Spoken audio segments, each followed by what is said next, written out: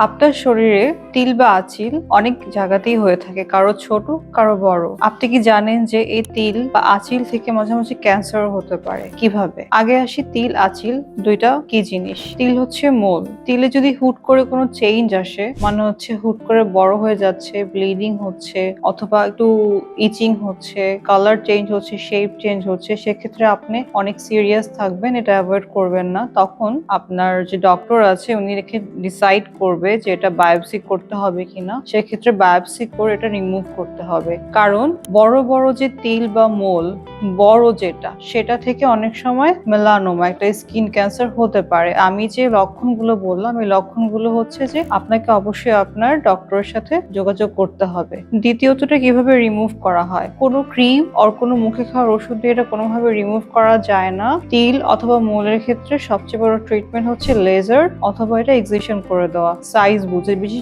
ছোট হয় তাহলে সেটা লেজার রিমুভাল করা হয়, আর যদি সেটা বড় হয় তাহলে সেটা এক্সিশন করে দেওয়া হয়। এবার আসি আঁচিলের ক্ষেত্রে। আঁচিল ভেরুকা, এটা হচ্ছে হিউম্যান প্যাপিলোমা ভাইরাস থেকে হয়ে থাকে। এটার একটা সাবটাইপ থেকে কিন্তু মেয়েদের সার্ভাইকাল ক্যান্সারও হতে পারে। তো যদি কাদের ভেরুকা থাকে অথবা আঁচিল থাকে, অবশ্যই ওটা রিমুভ করতে হবে। কোনো প্রকার ক্রিম অথবা ওষুধ দিয়ে আপনার ট্রিটমেন্ট ডিলে করবেন না, শুধু শুধু এটাকে বাজে দিকে নিয়ে যাবেন না। অবশ্যই আপনার ডক্টরের সাজেশন নেবেন।